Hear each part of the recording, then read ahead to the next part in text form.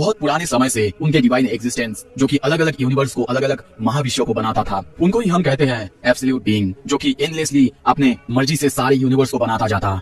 और इन्हीं प्रोसेस में उनके हाथों से अलग अलग मटेरियल्स, सोल्स यानी आत्माएं और अलग अलग नियम अपीयर हुए। ओके, एब्सोल्यूट बीइंग्स यानी भगवान, उनको थोड़ा सा बोर फील हुआ, पर जल्दी ही उनको एक नई तरह का एंटरटेनमेंट का सोर्स मिला, और वो था लड़ाई देखना, वार देखना, वो भी उनके खुद के ही बनाए हुए चीजों के ऊपर, जिसको कि वो लोग खुद बनाते थे। एब्सोल्यूट बीइंग के लिए ये जो लड़ाइयाँ थी, ये जो वार्स थे, ये सब कुछ भी नहीं था, बस एंटरटेनमेंट का जरिया। उनके ही बनाए हुए कई सारे क्रिएशंस उनके सामने लड़ते, वार जोन में मरते, पर इससे उनको कोई भी फर्क नहीं पड़ता था, बस ये सब उनके लिए एंटरटेनमेंट था। पर एक दिन एक घटना हुआ जो कि सबको पूरी तरह से हिला के रख दिया। एक एब्सोल्यूट बीइंग जिसको कि उसके ही क्रिएशंस ने मार डाला था, यानी हम हमारे संजिन बुक के यूनिवर्स की बात कर रहे हैं। ओके, आपको अगर यहाँ पे समझ में नहीं आया अब तक, मल्टीवर्स अगर आप समझते हो कि एक ही तरह का अलग अलग यूनिवर्स होते हैं, और यहाँ पे हम बहुत सारे जो एब्सोल्यूट बीइंग्स की बात कर रहे हैं, हमारा जो संजिन बुक का यूनिवर्स, या फिर मैं खुद बोलूंगा कि हमारा यूनिवर्स था, इसमें जो एब्सोल्यूट बीइंग था जो कि इस यूनिवर्स को क्रिएट करा था, उसको मार डाला गया था। आपको अगर अभी भी सोलो लेवलिंग का स्टोरी याद है तो। और अब जो बाहर के गॉड्स थे, बाहर के एब्सोल्यूट बीइंग्स थे, वो अपने ही डायमेंशन से ये सारा खेल देख रहे थे कि एक दुनिया है जिसका मास्टर अब नहीं रहा, जिसको कि उसके ही क्रिएशंस ने मार डाला है, पर उनको इसके बारे में कोई भी परवाह नहीं था। पर जिसमें उनका फोकस था, जिसका परवाह था, वो था पावर। जिस पावर को उस एब्सोल्यूट बीइंग छोड़ के गया था जो कि मर चुका है, वो दुनिया जिसका कि अब कोई भगवान नहीं है। और अब उस दुनिया को कब्जा करने के लिए हर एक भगवान हर एक डायमेंशन से यहाँ पे आ रहे हैं। जो सबसे पहले यहाँ पे आ पाएगा, इस दुनिया पे आएगा, वही होगा इस दुनिया का मालिक। देखते हैं कि कौन कौन होता है इस दुनिया का असली हकदार, कौन लेता है इस दुनिया को पहले अपने कब्जे में। सीन शिफ्ट होता है, हम एक स्कूल में देखते हैं, वही भी हम सुहो को देखते हैं। वो कहता है, तुम्हें पता है मैं हमको आर्ट यूनिवर्सिटी में चुन लिया गया हूँ। उसके दोस्त ये सुनकर बहुत ज्यादा शॉक होते हैं, उनको विश्वास ही नहीं होता है कि संग सुहो जैसा कोई बंदा कैसे वहां पे सिलेक्ट हो सकता है। एक बंदा तो रो भी देता है, पर संग सुहो यानी सुहो बहुत ज्यादा हंसने लगता है। तभी एक बंदा वहां पे आता है और कहता है, अच्छा कांग्रेचुलेशन संग सुहो, सच में तुम्हें वहां पे एक्सेप्ट कर लिया गया है। वैसे मैंने ये एक्सपेक्ट नहीं करा था, क्योंकि मुझे जितना पता है तुम्हारे पास इतने टैलेंट तो बिल्कुल नहीं है। सुहो कहता है, किंग संग चिहोल, आखिर क्या है इस बार, क्या है बताओ। वो उसके पास जाके कहता है, मेरा नाम किंग संग चिहोल नहीं है, ली इंचुल है।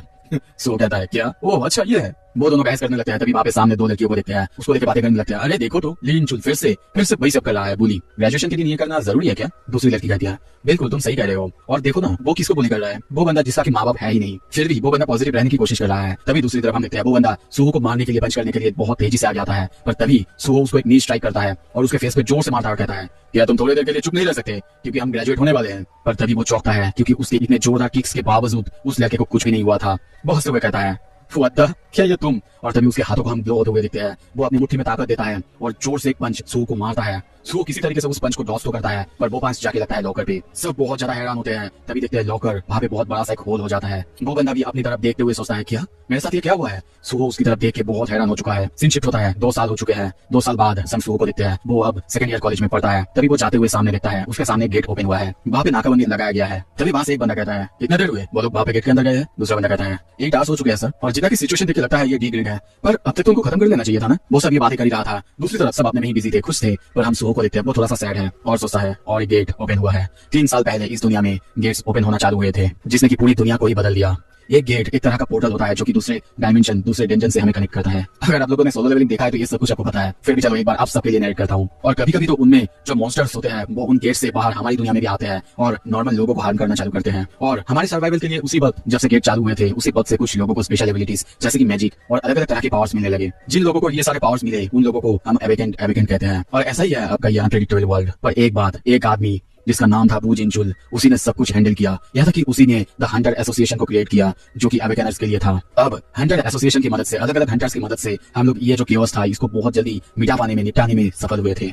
पर अब इस दुनिया में लोग बदल चुके हैं। लोगों को हम 2 भाग में भाग कर सकते हैं, जैसे कि अवेकन हंटर्स और नॉन अवेकन या फिर नॉर्मल ह्यूमन। हम उसे एक जगह पे पेंट करते हुए देखते हैं। वो किसी एंट का पिक्चर पेंट कर रहा था और सोच रहा था, ये दुनिया अब इतना अलग हो चुका है। एक नॉन अवेकन बंदा चाहे वो कितना भी कोशिश कर दे, पर एक ई रैंक के हंटर्स के बीच का जो गैप होता है उसको तक पूरा नहीं कर सकता, चाहे वो कितना भी ज्यादा ताकतवर हो जाए। अगर ये जो हंटर्स है वो गेट्स को नहीं रोकेंगे तो ये पूरी दुनिया खत्म हो जाएगा। इन शॉर्ट, नॉन अवेकन जो ह्यूमंस होते हैं वो इन्हीं अवेकन बीइंग्स के ऊपर डिपेंडेंट होते हैं। पर अवेकन जो होते हैं वो इन नॉन अवेकन को छोड़ के भी जिंदा रह सकते हैं, पर नॉन अवेकन बिना अवेकन के इस दुनिया में जिंदा नहीं रह सकते। और इसीलिए मैं हंटर्स का इतना ज्यादा ग्रेटफुल हूँ, क्योंकि उन्हीं की वजह से मेरे जैसा नॉन अवेकन जिनके पास कोई भी पावर्स नहीं है वो पीसफुली इस दुनिया में रह सकते हैं। पर इसी समय मैं थोड़ा सा अनईजी फील करता हूँ।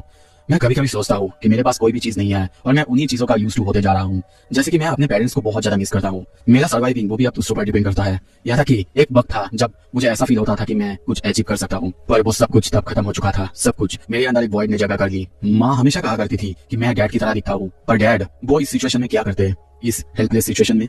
और तभी आवाज आता है सो वो चौंकते हुए अपनी आंख खोलता है। वो खो चुका था। साइड में देखते हुए कहता है आर्ट इंस्ट्रक्टर। वो कहता है फोकस देके आर्ट कर रहे हो, वैसे तुम क्या ड्रॉ कर रहे हो देखता हूँ। सो कहता है ओ ये ज्यादा कुछ नहीं है, मेरे हाथ बस अपने आप चल रहा है। उसके सर कहता है ये एक एंट है।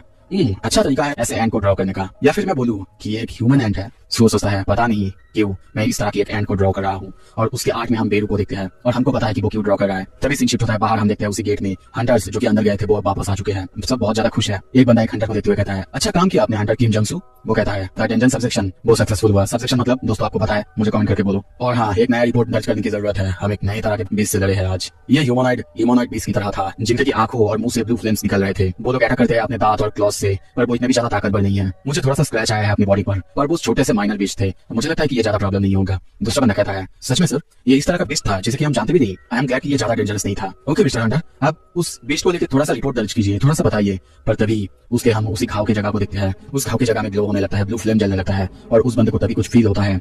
कुछ देर बाद वो कुछ जवाब नहीं देता। ये देख के दूसरा बंदा कहता है सर हंटर किम जंगसू क्या हुआ आपको।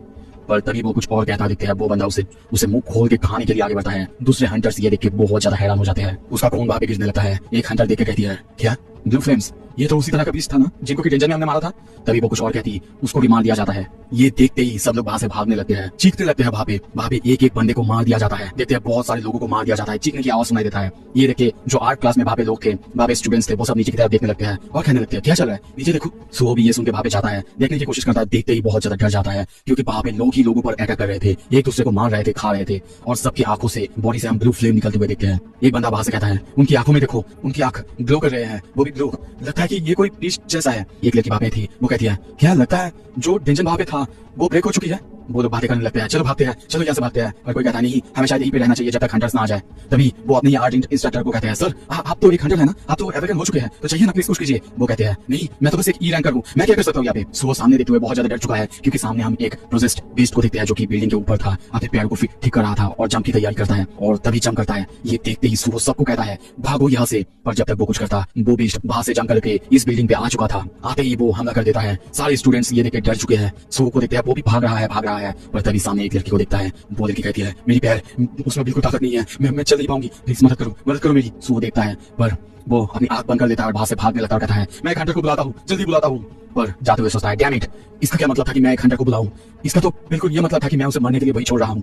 पर मैं क्या कर सकता हूँ, मैं तो अवेकन भी नहीं हूँ, मेरे पास कोई ताकत भी नहीं है, मेरे जैसा कोई बंदा क्या कर सकता है। Damn it non awaken.